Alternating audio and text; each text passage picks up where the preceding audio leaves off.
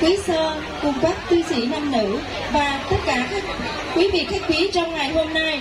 Chúng con xin để chúc mừng lễ tạ ơn của sinh viên hôm nay.